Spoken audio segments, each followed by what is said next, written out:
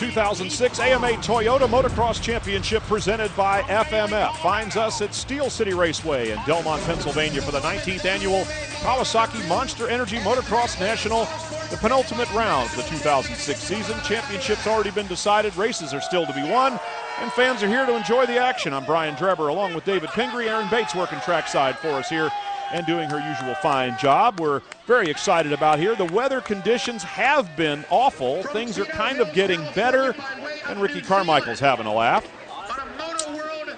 Yeah, it looks like Davey Millsap's got a new haircut. Looking interesting. Stewart's back in action. Good to have him racing again. And, you know, yesterday it poured. Hurricane Ernesto came through the Pittsburgh area and just flooded the place. So practice was canceled. The women's motocross race was canceled. Everything was put on hold till Sunday. Not canceled, rather. Put on hold till Sunday. The weather's been a little bit better, but still pretty muddy mess. Well, Carmichael, of course, celebrating his championship there with Roger DeCoster and the whole crew. It did not go without incident. After clinching the title in the first moto, moto number 2, he wore that jersey with the number 1 on the back, had a little spin out there, but he and James Stewart battled away and, of course, entertained the fans. Stewart not able to withstand the pressure, though, put on by the 7-time champ. These guys stick with their regular numbers. You know, Ricky runs 4, James runs 7, even when they are number 1 in the class. And it seems like every time they run a number 1 on their jersey or on their bike, these guys have a big crash. Carmichael keeping that consistent there at Binghamton. Look at this, 156-point lead over second place Chad Reed in the championship. Yes, he won the title. Yes, he won it going away. But there's something else at stake here this weekend. Here's Erin Bates. Well, this is it, the last stop of the series within the series, known as the Monster Energy Kawasaki Triple Crown. Well, you saw Ricky Carmichael take it last year, and he's looking to do it again here this year. But this year, Monster might be writing not only 1 check, but 2 checks to Monster-backed riders. We're talking, of course, about Ricky Carmichael and Ryan Villapoto. Ricky's looking to take home an additional $30,000 to put into his pocket, and also a KX110 pit bike to cruise around in. $30,000 is a lot of money in my pocket, but for Ricky, maybe you never know. Maybe he'll do what he did last year, give it away to charity. Ping, if you had $30,000, what would you do with it? I'd buy ice cream, Aaron. I'd eat it all. Take a look at practice. Pretty muddy, and even though practice was canceled or postponed the previous day, they got out here in practice. Well, nobody could escape the mud. And they only had 1 practice session as James Stewart and Ricky Carmichael doing the best they can to try to make something happen out there. Kevin Windham also muddying up his Honda pretty good. I don't think anybody was complaining about the 1 practice session deal. You know, these guys, for the most part, have ridden this track before. They know what to expect. They know it's going to be muddy, so it's like, let's get out there, ride 1 session to warm up, and let's get this thing going. Carmichael 6 seconds faster than the second quick man, Nick Way, and more than that, faster than everybody else as we get set to go here for moto number 1. James Stewart sporting pretty colorful orange, yellow, and maroon outfit there to go along with his green Kawasaki. The track here, the Coombs family does a great job prepping the track, and for 19 years they've had races here. It's normally an amazing track. This time of year, not a lot of rain through here, but like I said, with Hurricane Ernesto coming through, it turned it into a muddy mess. A lot of off-cameras, a lot of hills. That makes it very, very slippery. It'll get very rutted, and these guys are going to have to pick their way through those ruts. Keep her on 2 wheels today. Difficult to use the big power that these 450 4-strokes provide here in the motocross class. As we look at our Honda starting lineup, Ricky Carmichael with a fast time there, and then of course Kevin Windham. He'll start in second position. Windham out of the championship here, but he started to improve over the course of the last few races here and find his rhythm a little bit. And take a look at all the names participating here. We've got a glimpse of Heath Voss on the number 13 Yamaha there just a few moments ago as the gates are up and getting ready to drop. Carmichael number 4, Stewart number 7, the 2 principal contenders here with Chad Reed out of the championship and out of the series for the remainder of the season. Whole shot, Ricky Carmichael takes it with another quick start on his Makita Suzuki. Yeah, not exactly a stunner. Ricky's done that quite a bit this year. He's always been great at getting whole shots and always being right at the front, and starts this moto right up there. Well, it is Carmichael on the number 4 machine, and not James Stewart in second position. They're a good little tie. Ryan Mills fighting for the number 2 spot behind Carmichael right now as The muddy Steel City track has already probably intimidated a few people somewhat, and while others feel much more comfortable out there. Carmichael showed us at Millville that even though he's not classically a mud rider, hey, lapping the field, that's what you call adapting to the circumstances, don't you?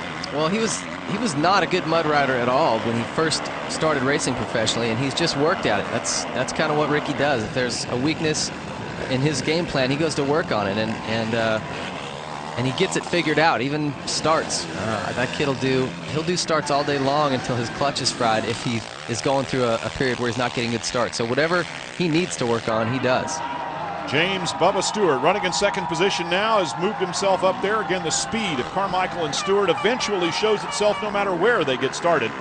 So Stewart running in second position, and the fourth place battle side by side there. But Ricky Carmichael once again edging away from everybody except James Stewart, while Ryan Mills holds on to third spot on his number 40 Suzuki. And Mike Brown's right there in fifth. The Rockstar Energy Suzuki guys having a great moto.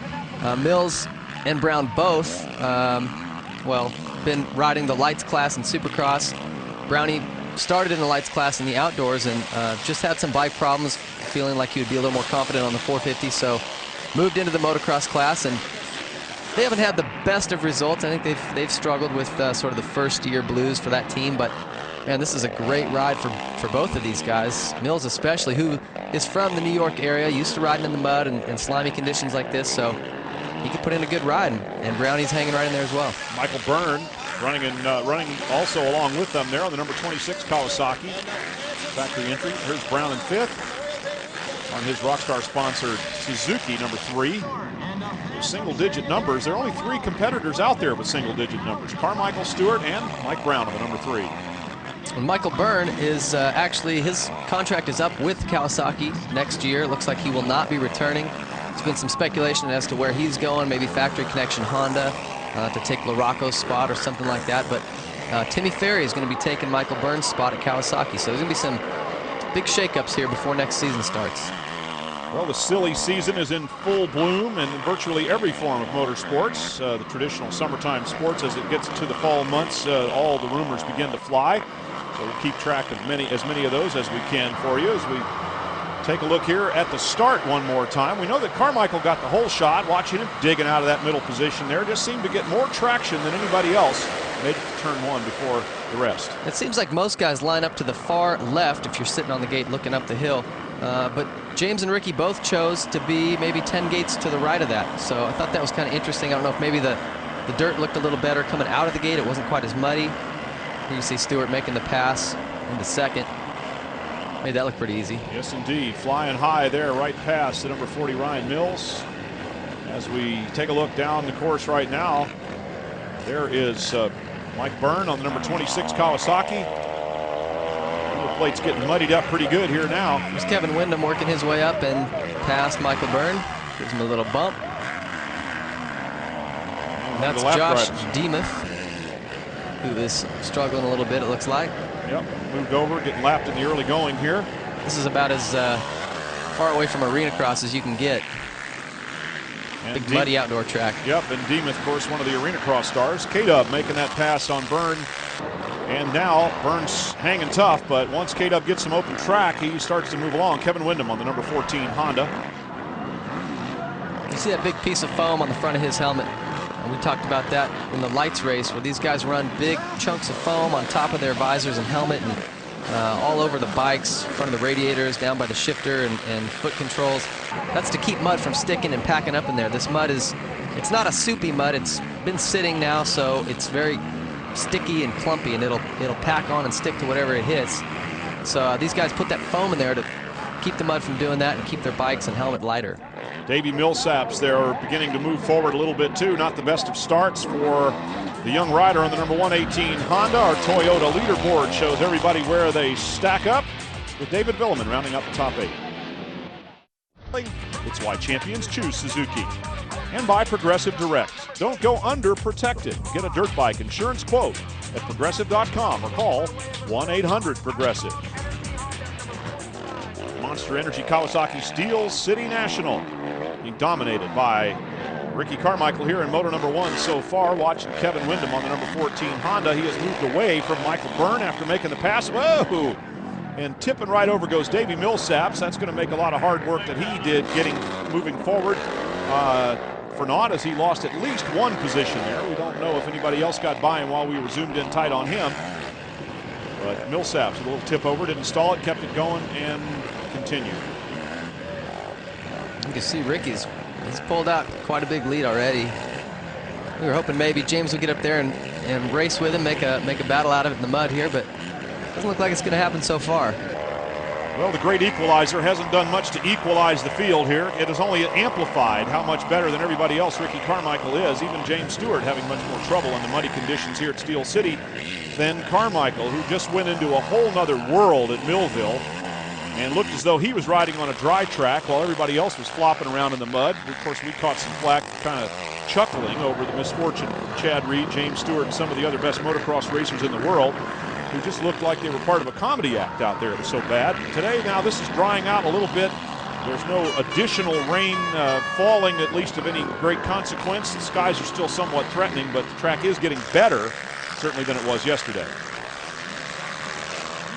It's really surprising me that Ricky is able to pull away from James this much.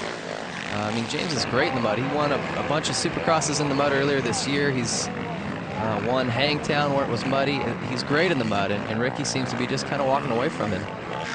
Well, James seems to have taken it upon himself just to not stick himself in the ground anymore this year, that he knows that the championship is gone. When he can win, he'll try, but when he can, he's just going to go out there and, as he has said many times, put on a show for the fans, put on a show for his sponsors, and try to get himself organized for next year. Ricky Carmichael kind of parks it there at the bottom of the hill waiting for a lapped rider, and now I think he's actually chastising the young man in front of him a little bit for not giving him room. Well, you can't blame James for taking a conservative approach to the last half of the season. There isn't a championship on the line anymore, and he's had some big crashes. You can only take so many of those before you start having drool come out of the corners of your mouth and talking with a slur. It's I think it's Dan Sani there, or something.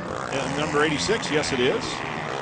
Dan Yassani, he's had a great season in the 450 motocross class. Put on some great rides, and looks like maybe today he's struggling a bit. Well, he fought with Carmichael just a little bit there before Carmichael made his way past. Had to take a conservative way around. Dan Sani riding pretty quickly there, even though he's a lap down. Man, look at this lead. Well, no one, look, it almost looks like he's on the track by himself. Even at that distance, it's difficult to pick up James Stewart, but there he is. All right, I got an idea, Dreb. Yep. Between motos, we see if Carmichael will lop his arm off with a machete.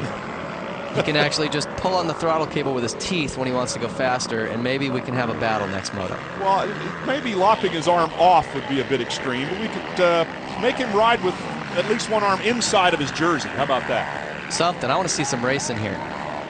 Well, James Stewart doing everything he can to try to find a rhythm and move up to battle with somebody here, but Stewart, even with that landing, showing us that he's having a little bit of difficulty trying to get the power down and timing his landings to get back on the throttle, and just, the rhythm, trying to find a rhythm here under these conditions is just not happening. No, these guys are amazing. I'm not taking anything away from James or any of the guys behind Ricky. This track is slimy. There's sections you can see where it's real shiny and slick there. It's super slippery. Other sections are tacky. Other sections are gooey. You can see these guys doing that double. There's not many people doing that jump. I think only a couple guys doubling that all day. This track is rutted, and it's just kind of the worst possible conditions. It's not a soupy mud that is sort of light and splashy. It's just this thick, gooey mud that is sticky, and it'll grab your feet and pull them off the bike. Yeah, I haven't seen anyone else do that double right there all day. So James putting on a show for the fans, like he says. And Carmichael is leading. Yes, the ruts get really deep, and you can see right there, Ricky stabs his foot in the ground and it twists his foot back. A lot of times when the dirt is soft and sticky like this, it'll grab your ankle and knee and twist it, and you can really damage some soft tissue. So you see Ricky here keep his foot very, very high, right up next to the handlebar. That's the best thing you can do, is just keep your foot as high as possible and out of those ruts. Anytime you dab it, you're going to twist something, or at least potentially have the possibility of doing that. So got to keep the leg up. The AMA Toyota Motocross Championship by FMF continues. Ryan Mills still running in third position on the number 40 machine, working his way through a little bit of traffic there. The number 149, Chris Woodcraft, out of Pickerington, Ohio, hometown of the AMA. Ryan Mills running in third spot, and youngster making good on the promise that he holds for the future. Well, Mills has a lot of talent. This kid's actually won a lights class national moto. It's not like he doesn't have the speed or ability. He's just had some problems getting confidence going, some mechanical problems, just different things, but he's got to be stoked on this. A third in the motocross class is it's a big deal. And with the field having kind of spread out and things unlikely to change significantly, Ryan Mills, the youngster on that Suzuki RMZ 450, has a good shot of finishing in third position as we go back to look for some battles on the track here. Back in 8th position there, David Villeman, who is holding on to the number 8 spot there, and Nick Way right behind him. Nick was second quick in practice to Carmichael, but practice and race, two pretty different things. Well, this start is all uphill, so really favors guys with a lot of horsepower under them, and maybe Ricky's bike, some of the other factory guys a little quicker than Nick's, possibly. Or maybe Nick was sleeping on the gate, not sure, but he didn't get the start he needed to be up front with those guys, and he's working his way. He's got past Villeman, and he's headed forward anyway. So now he's up to 8th position. The second quick man in practice, Nick Way, moving forward there on his Honda. Number 27. And a man who has set the standard by which all others are judged continues to add to the cachet of being nominated by many, many people as the greatest of all time, greatest off-road racer of all time. Ricky Carmichael, Supercross, Motocross, the nations, you name it, he excels. And James Stewart, well, if he's the heir to that title, he's still got a few things to prove. Like being able to finish an entire season. Well, so far that's been James' biggest problem, is that he just he lacks the consistency that Ricky has. He can match Ricky's pace and at times even best it, but not for 12 or 16 rounds in a row, and that's what you've got to do to be the champion at the end of these series. And as anyone who's raced against Carmichael knows, he does not make that easy on you. So James is still young. He's got plenty of time. He's with Ricky sort of step into a part-time schedule, allegedly. James should have a great chance next year of winning his first major title. James Stewart on the number 7 Kawasaki, taking that number instead of his traditional number 259. He decided that when a single-digit number was available, he'd go for it, and he'll try to establish a new legend around the number 7, as he did around the 259. Ricky Carmichael with a few one-handed salutes here as he makes his way around the final lap, and he will take another moto win here. We have long ago stopped trying to count them on the fly, but the number of motocross wins and overall wins that Ricky Carmichael hasn't gotten are much easier to count. He's just crawling around now, making sure he gets to the finish line. Well, he doesn't want to have Goose have to clean the bike off. He just a little light hose, little hose spray. He'll be ready to go for moto number 2. He's kept it nice and clean. And Ricky Carmichael has earned yet another moto win here, and he has repeated as a winner at Steel City. We'll be back. And himself has yet a smile to break out over his face. Winning has become so routine for him that it's all business now as Goose checks the bike, and we check the Suzuki Moto results. Carmichael, Stewart, and Ryan Mills indeed hanging on for third spot, just ahead of K-Dub and Michael Byrne. And let's hear from our winners, starting with the young man in third spot. It's been a while since we've seen him up here on the podium. Ryan, congratulations first off. You've had some moments of brilliance so far this season. You started in the lights division at the beginning. You ended up in the moto division. How are you able to turn it all around? Yeah, you know, it's been a big switch. Supercross, I was on 250F. First half of the outdoor season, I was on a 450. Then they switched me back to a 250F, and now I'm finally where I want to be on a 450. You know, the bike's great. My mechanic's working hard. Me and my trainer, Regina, have been, you know, working our asses off. I don't know if I can say that on TV, but, you know, we've been training hard, and, you know, it's finally paid off. I got a good start, and it's just a great feeling to be back up here. After a weekend weekend off, a little bit of recuperation, probably a little bit of downtime. James, you're able to master that second place, but you didn't quite have the same speed that you had at Washougal. No, just had a tough week. Had a little crash in practice and just a little sore, but man, I'm having fun. The track's coming along. It's pretty gnarly out there. So, Ricky rode good. I was trying my best out there. I put some good laps in the beginning, made a couple mistakes in the middle, and about to stay the same at the end. So it was good. Our Racer X hole shot went to Ricky Carmichael on the number 4, starting alongside James Stewart, but getting the best of him into turn number 1. Carmichael on the number 4 also won the race. Making it 129 consecutive podium finishes. Ricky, even though you got this championship wrapped up, do you plan on giving these guys an inch? You know what? Hey, we're doing all we can do, and it happens to be enough. I don't want to give it an inch, but man, it's tough out there. It's hard enough to worry about them, but I got to worry about my own self. Man, I got an awesome hole shot. I'm super pumped about that. Nobody does more to protect your right to ride than the American Motorcyclist Association. Every racer on the track is an AMA member. How about you? Call 1-800-AMA-JOIN or visit AMADirectLink.com. The AMA writes, riding and racing our favorite part. Now, in between the motos, we're going to take a look at a group that's very, very important to the health and well-being of all the racers out here on the track, the Asterisk Mobile Medical Unit. And they've got a brand new rig that they're showing off here. And we hung out with Doc Bodner and the crew to find out a little bit more about what these fellas do. You know when you break something. Yeah. I knew something's wrong. The Asterisk Mobile Medical Center is basically our traveling hospital on wheels here for the whole racing circuit, basically supercross and motocross. Well, this is our 4th year, and as you can see, we have our nice brand new rig here, so we can provide just about probably 80% of what you can do in an emergency room we can do here on the track. Back when I was a professional, I actually got my pro license in 1982.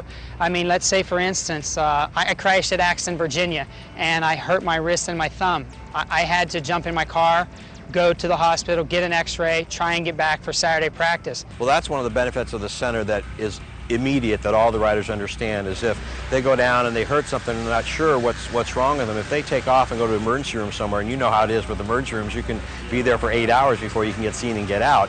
We can see them within 15 minutes, we can x-ray them, if it is broken, we know their day's over and they're shot. Asterisk is an extreme athlete company. We manufacture high-end materials such as a knee brace, but we have a lot of plans to develop and manufacture high-end extreme sports athlete devices for those kind of individuals. Well, welcome to the Asterisk Mobile Medical Center. Come on in, you can be our patient. It's our main office area, so you can see this is where they first come in and get checked in. Jennifer here, our nurse for the day, she's going to sign you in and take care of all your paperwork and ask you where it hurts. We're really happy, thanks to Asterisk, for all those guys for putting this together. This thing is state-of-the-art. So we already got a patient lined up in here. It's our main, basically, operating suite, so to speak, and got his x-ray on the scanner there, and we're all ready to go. We're real proud. We always need ice around here for all those wounds. Riders don't like to ice their legs, but we make them do it, so we got our own ice machine now. This is our taping area, too. Eddie Casillas, our master taper and athletic trainer, we can bring people in the back if we need to put it on the gurney on the backboard, or bring them sitting up here to get their tapes done for their ankles, wrists, that type of thing. So, one of the funny parts is when you get to a factory rig, you get to look at all their titanium stuff, nuts and bolts. When you come to our rig, you'll see a lot of wrist braces, splints, tape, gauze pads, you name it, we got it all here. Got your Band-Aids. Got to have Band-Aids. Okay, well, one thing you don't want to have to see used in here, like you see on TV, it's not a taser, but works the same, but getting unruly fans out there, we can take care of them. One of the additions here we've got is this cooled Game Ready system. This is a ice cooling compression system that they're nice enough to donate to us. When a rider comes in, has an injury, and you want to ice down really quick, you can load this full of ice, get a compression and a pump system. So not only does it ice it up, but it squeezes it down and compresses it to kind of squeeze out any of the fluid in there. One of the other things that's really classic here is we can go ahead and do x-rays on people. So that's one of the things. A rider comes in, they want to know if it's broken. If it's not, we can get him back out. So here's one of the shots here of a guy we just had. Luckily, this one isn't broken. He had a break higher up on the leg there. Also, we keep our files here of all the riders. You can see this is just one of 4 drawers. Everybody's in here. So you name it, the rider's been here. Up here now we can keep pretty much all our supplies stocked up, lined up all the way down our medical. Tom Carson's got all his knee brace supplies on the other side. We kind of joke this is the Bodner penthouse because I'm about the only one that can stand up here, but it makes it a lot nicer, let me tell you. Well, Tom Carson and Doc Bodner and those guys do a great job. And practice due to the heavy downpour, and they were only allowed one practice today here on Sunday. A lot of things are different here at this track, though. The way they handle those sorts of conditions, they actually roll the dirt to the side so the water folds off to the side, because this track is actually based in a bit of a valley. Also, they brought in a whole bunch of sawdust to try to absorb a bit of that moisture as well. As you can see, though, there's still some massive ruts behind me. Some of these guys have said that this track is considered a one-line track, but take a look. There's a whole bunch of different lines behind me. Ping, would you consider this a one-line track? Well, the problem is there's only one good line. There's several lines, but half of them you get stuck in, the other half are just slow. So not a lot of great lines out there. I just feel bad for Erin because she's got mud on her Manolo Blahnik shoes now. Oh, cry us a river here as our Honda starting lineup reflects the results from Moto number 1. They'll start in this order, or choose gates in this order for Moto number 2.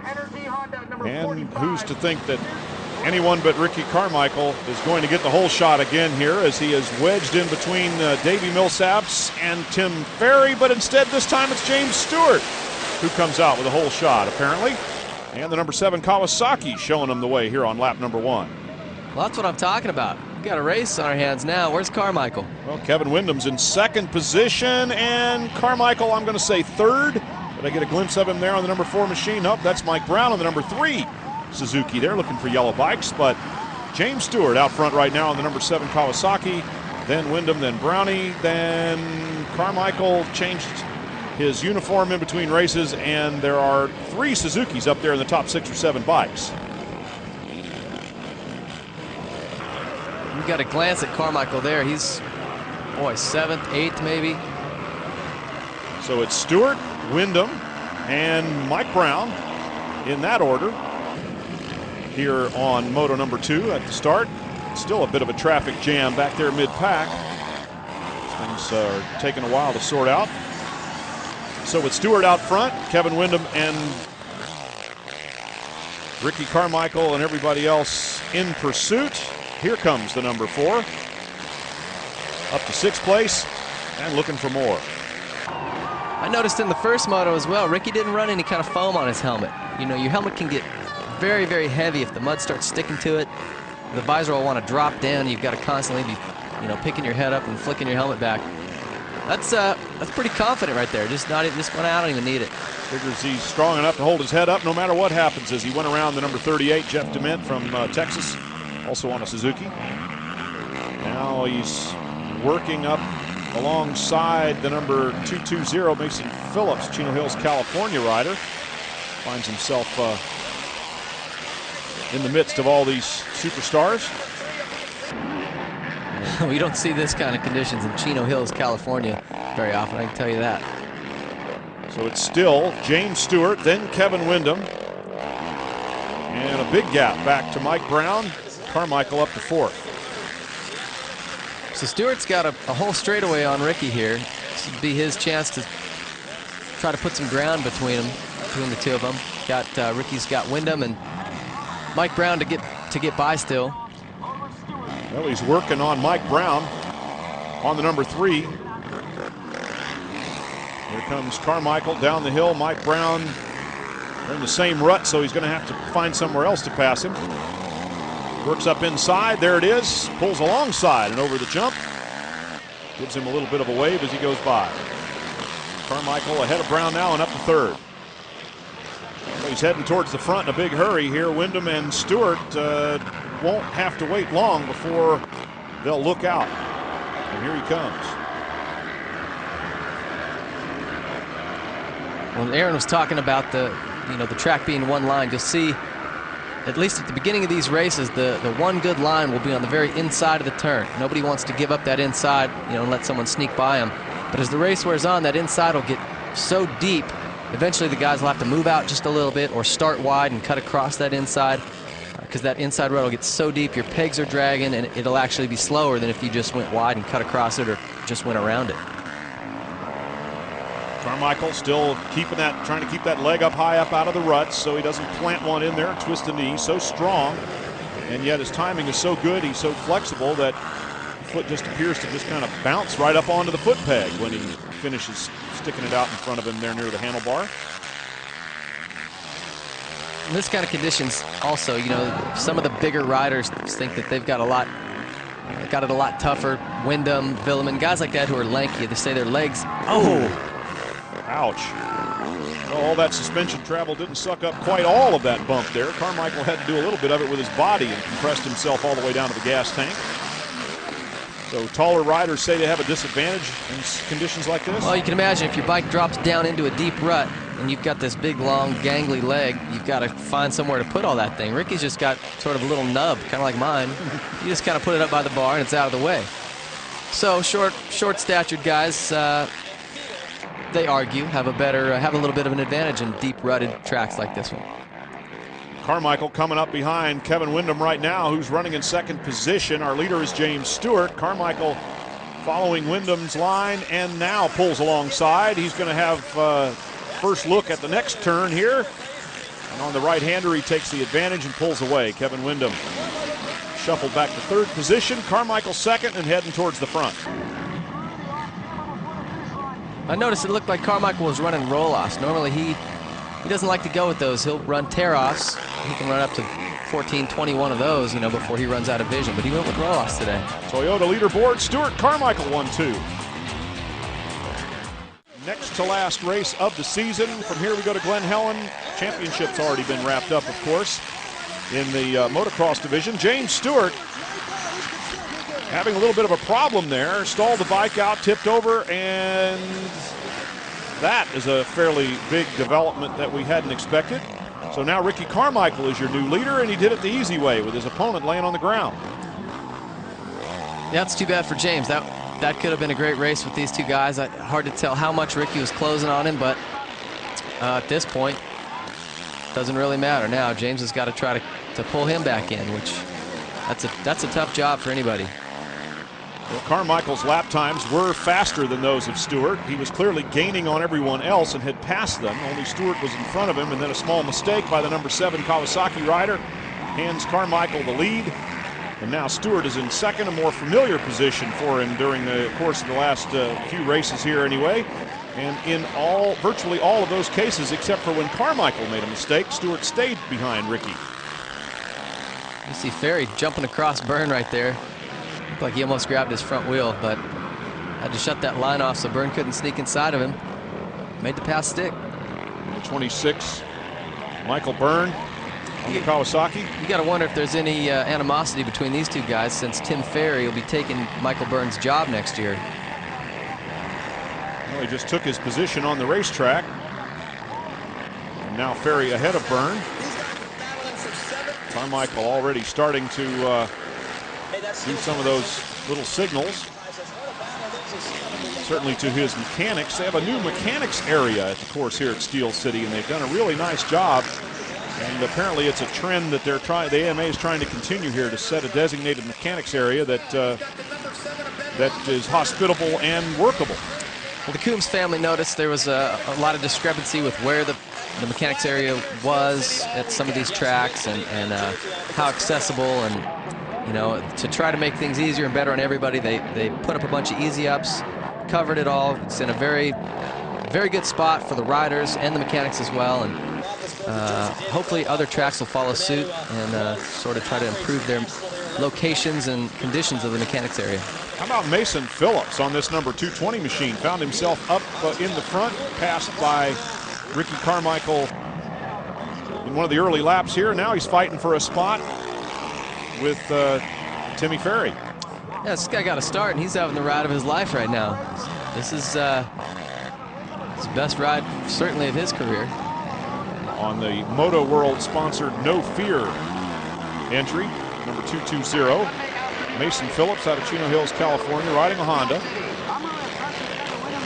And so far, doing a good job of holding off a rider with a much more familiar name, Timmy Ferry, also on a Honda, his Unbound Energy Moto XXX machine. See Timmy searching for different lines, but like we talked about, there's one line around this track that's the fastest, and you get out of that and it's tough to go around somebody. Well, he got around him that time because Mason Phillips got a little wild and edgy there, had a little tank slapper going on, thing swapping ends, and so Timmy Ferry gets around. Phillips is going to have to try to find his rhythm, see if he can fight back and recapture that spot, but it looks as though Timmy Ferry is pretty much taken off. Here's another look at it. Watch the number 220 bike because he swings a little bit wide there and starts swapping ends. Yeah, he's got his legs out like outriggers. He's just trying to keep her on two wheels. Ferry goes right across the top of him.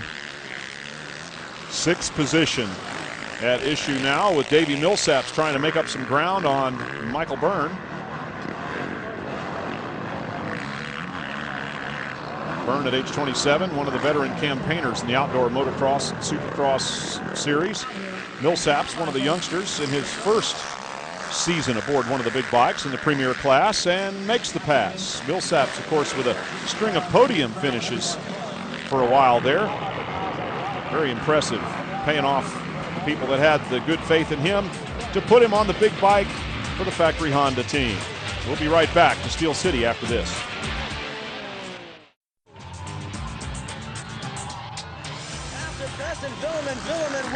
Ricky Carmichael working his way through traffic with little or anyone else for company here.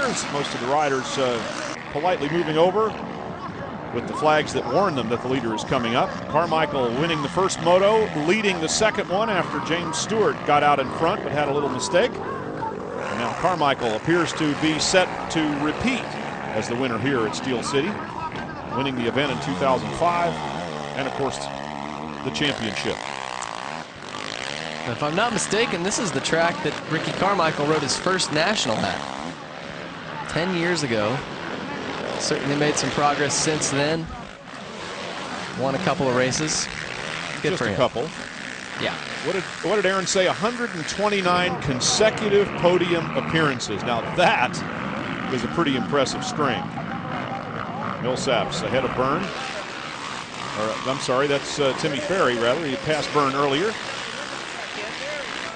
And passed both of them, launching past a lap rider. Carmichael in just another zone out there again as he continues to demonstrate speed far in excess of anybody else riding the track today. These motos seem so long when the track is muddy and rutted and slimy like this. I mean, a national moto, 30 minutes plus 2 laps is a long time when it's perfect racing conditions. And when it's like this, it seems longer than a Panic at the Disco song title. A great deal of energy put out by wrestling these bikes through the mud.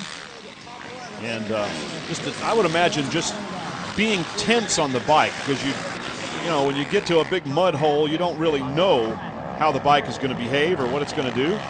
Well, particularly this track is all off camber, uphill, downhill. You never get a chance where you can just relax. Even the jumps, you know, normally you can kind of take a breath and sort of regroup. But here, when you do jump something, it's like you got to be looking where you're landing because there's ruts and it's slimy. You've got to be focused the entire time, or you end up tipping over, kind of like we saw James Stewart do. Davey Millsaps chasing Mike Brown. And Ricky Carmichael on his final lap.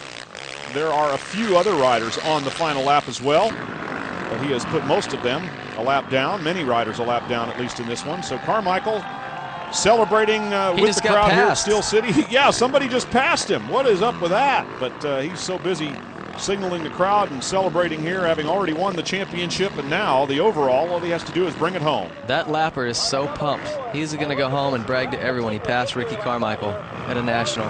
With past Ricky Carmichael, but Carmichael only had one hand on the bars. He won't add that part. That's technicality. Yep, he will not divulge that detail. Yeah, exactly. Do not let the facts get in the way of a good story. Brown and Millsaps. Brown still holding him off, the great veteran on the number 3 Suzuki.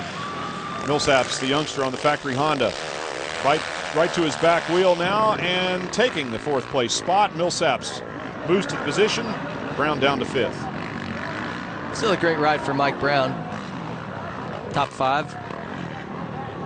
Not much of a chance at a podium position for Millsaps, and he had a string of those going for a while. Ricky Carmichael, it already looks like the cool-down lap, but he's still racing, sort of, although not against much of anyone, as the finish line comes in sight.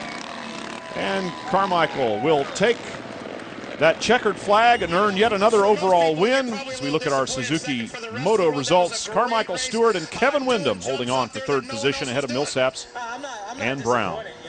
Let's hear from our winners, our podium finishers, starting with Kevin Windham.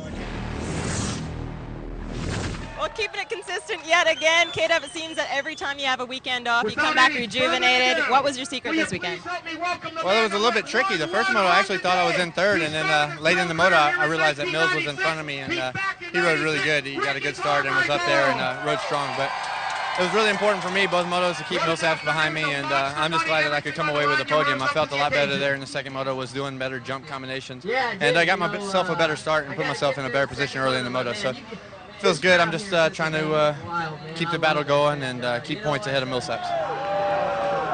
Argentine Ice overall results. Carmichael with a 1-1. That's pretty hard to beat. And James Stewart also perfectly runner-up with 2-2 finishes. And let's hear from him.